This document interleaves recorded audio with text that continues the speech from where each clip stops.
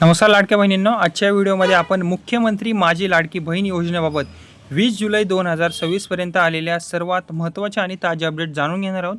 आणि आजच्या व्हिडिओमध्ये आपण बेसिकली पाहणार आहोत की जून महिन्याच्या 1500 वितरणाची हप्त्याची सद्यस्थिती नक्की काय आहे, 92 लाख लाभार्थी वगळण्यामागील कारण काय आहे, आता किती महिलांना लाभ याचा मिळणार आहे, तसेच अपात्र लाभार्थ्यांवर नक्की कोणती कारवाई सुरू आहे आणि पुढील हप्त्याबाबत सरकारची भूमिका नक्की काय असणार आहे. ओके, या सर्व प्रश्नांची उत्तरे तुम्हाला या व्हिडिओमध्ये मिळणार आहेत महिलांनो, म्हणून हा व्हिडिओ शेवटपर्यंत नक्की पहा आणि चॅनलला माझ्या सबस्क्राईबसुद्धा नक्की करा.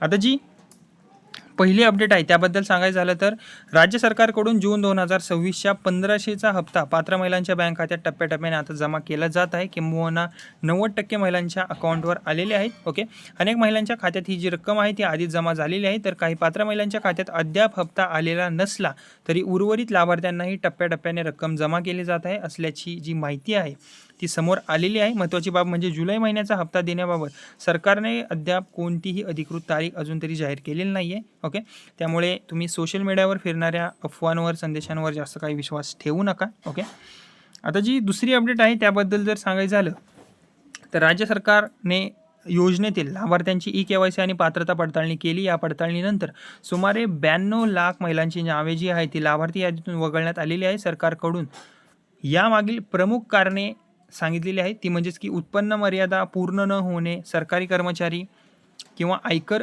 भरणारे असणे, चुकीची किंवा डुप्लिकेट माहिती आढळणे, योजनेच्या पात्रतेच्या अटी पूर्ण न करणे. सरकारने स्पष्ट केले आहे की खरोखर पात्र महिलांनाच फक्त पुढे या योजनेचा लाभ दिला जाईल. ओके, आता जी तिसरी अपडेट आहे ती म्हणजेच की पडताळणीनंतर जवळजवळ सध्या सुमारे 1.5 कोटी पात्र महिला या योजनेचा लाभ घेत आहेत. यापूर्वी सर्व हप्ते देखील याच अंतिम पात्र यादीच्या आधारे वितरित केले जाणार आहेत. ओके, म्हणजेच की आता पुढील जे हप्ते आहेत ते लवकर येण्याची अपेक्षा जी आहे आता वाढलेली आहे. ओके, आता जी चौथी अपडेट आहे ती म्हणजेच की एक माहिती म्हणता येईल महत्त्वाची, ज्या लाभार्थ्यांनी चुकीची माहिती देऊन किंवा नियमबाह्य पद्धतीने योजनेचा लाभ घेतलेला आहे अशा प्रकारांमध्ये सरकारने रक्कम परत वसूल करण्याची प्रक्रिया सुरू केलेली आहे. ओके, म्हणून ज्या महिला प्रत्यक्षात अपात्र आहेत त्यांच्यावर प्रशासनाकडून पुढील कारवाईसुद्धा केली जात आहे. ओके, आता जी पाचवी अपडेट आहे त्याबद्दल सांगायचं झालं तर जर तुम्ही या योजनेच्या पात्र लाभार्थी असाल महिलांना, तर नक्की गोष्टी तपासा या सगळ्या. ओके,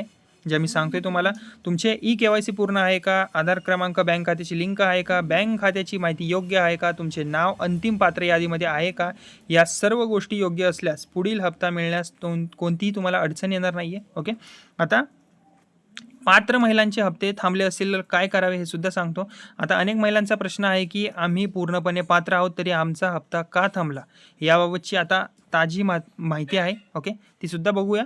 आता पडताळणी सुरू असल्यामुळे अनेक प्रकारांमध्ये ई-KYC, आधार लिंकिंग, बँक खात्याची पडताळणी किंवा कागदपत्रांची तपासणी पूर्ण न झाल्यामुळे हप्ता तात्पुरता थांबलेला असू शकतो. ओके, आता दुसरं कारण म्हणजे की जर महिला खरोखर पात्र असेल आणि सर्व कागदपत्रे योग्य आढळली तर पडताळणी पूर्ण झाल्यानंतर तिचा लाभ जो आहे तो पुन्हा सुरू होण्याची आता शक्यता वर्तवली आहे. ओके, म्हणजेच की ज्या महिला खरोखर पात्र असेल किंवा त्यांची ही जी योजना आहे ती थांबली गेलेली असेल, ई-KYCमुळे सगळं कंप्लीट असून सुद्धा, आणि त्यांची आता जी पडताळणी आहे ती परत होणार आहे तिच्या अर्जाची त्या महिलेच्या. ओके, आणि परत त्या महिलाचा लाभ सुरू होऊ शकतो जर ती महिला पात्र असेल या योजनेसाठी. ओके, आता पात्र महिलांना कायमस्वरूपी वगळण्याचा निर्णय नाही आहे कसला. सरकारने स्पष्ट केलेले आहे की पडताळणीचा उद्देश फक्त आणि फक्त अपात्र लाभार्थी वगळणे हा आहे.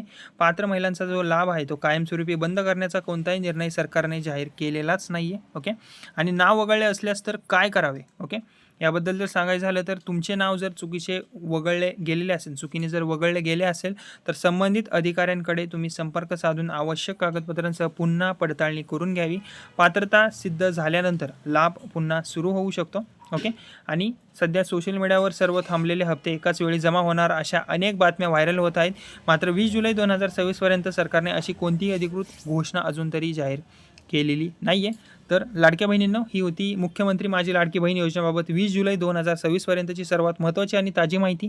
व्हिडिओ तुम्हाला उपयुक्त वाटला असेल तर व्हिडिओला लाईक करा, शेअर करा आणि या बडी चॅनेलला नक्की सबस्क्राईब करा. धन्यवाद.